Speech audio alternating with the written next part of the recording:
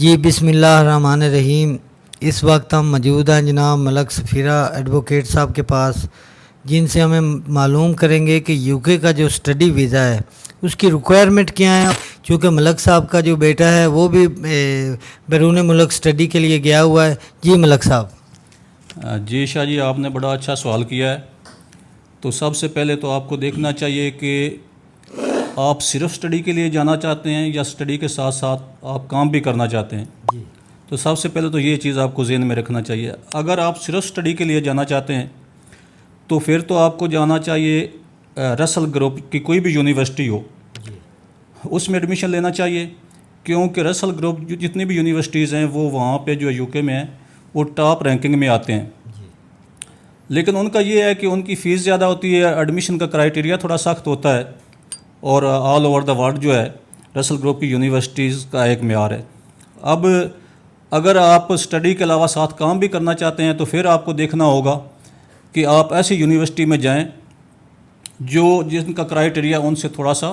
لو ہے۔ میں یہ نہیں کہتا کہ وہ یونیورسٹیاں اتنی اچھی نہیں ہیں، وہ بھی بہت اچھی یونیورسٹیز ہیں، لیکن ان میں فیس کا پیکج کم ہوتا ہے، ایڈمیشن کے لیے تھوڑی سی وہ جو ہے ان کا کرائیٹیریا وہ لو ہوتا ہے، آپ کے لیے تھوڑی سی آسانی ہو جاتی ہے۔ تو وہ بھی اچھی یونیورسٹیز ہیں، اور ان یونیورسٹی میں آپ کو داخلہ بھی آسانی سے مل سکتا ہے۔ اب جہاں تک کنسلٹنٹس کا تعلق ہے تو کنسلٹنٹ جو ہوتے ہیں وہ تو آپ کو ایسا جو ہے ایک خوبصورت جو ہے خواب دکھاتے ہیں کہ آپ کو ایسے جیسے کہ ہر طرف کامیابی نظر آتی ہے، وہ آپ کو دھکیل دیتے ہیں کسی نہ کسی یونیورسٹی میں۔ تو وہ آپ کو 4-5 یونیورسٹیاں بتائیں گے،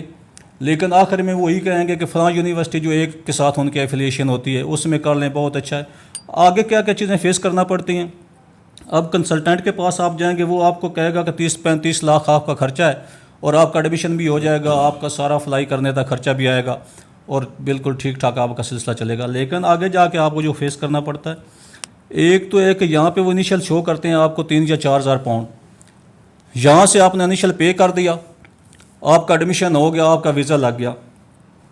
لیکن جو ہی آپ جائیں گے وہاں پہ یو کے میں یونیورسٹی میں جائیں گے تو جاتے ہی پہلے ویک میں وہ کہیں گے کہ آپ کی انرولمنٹ تب ہونی ہے، آپ 4-5 یا 6 ہزار یا 7 ہزار پاؤنڈ اور دیں تب آپ کی انرولمنٹ ہونی ہے، تب جا کے آپ کی آنکھیں کھلنی ہیں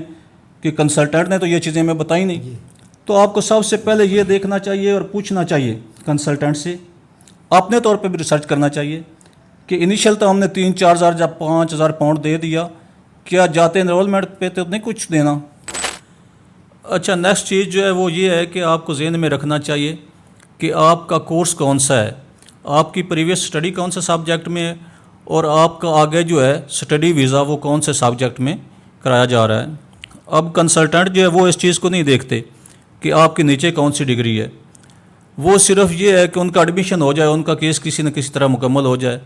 بعد میں آپ نے فیس کرنا ہے جو ہونا آپ کے ساتھ ہونا ہے۔ اگر آپ کے نیچے کوئی لا کی ڈگری ہے، کوئی سیاسیات کی ہے، اور اوپر وہ آپ کا جو ہے بزنس ایڈمنسٹریشن یا کسی ایسے سبجیکٹ میں کروا دیتے ہیں جس کا آپ کا پریویس اسٹڈی یا سبجیکٹ سے کوئی تعلق ہی نہیں،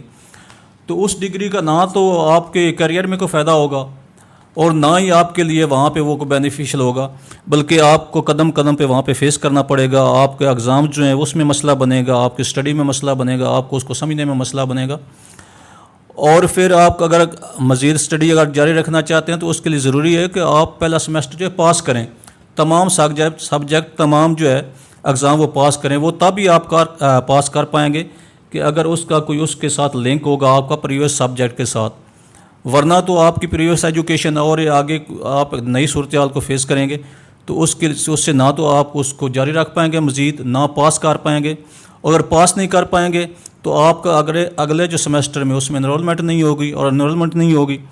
تو آپ کو وہ جو ہے ایک ڈیڈ لائن دے دیں گے، اور اس ڈیڈ لائن کے اندر وہ آپ کو ڈیپورٹ کر دیں گے۔ تو آپ کے لیے جو ہے یہ چیز ضروری ہے کہ اسی سبجیکٹ میں جائیں اور اسی سبجیکٹ میں ایڈمیشن لے کے پھر محنت کریں، اسائنمنٹس اپنی خود تیار کریں، اور اپنے اگزام کی تیاری جو ہے خود کریں،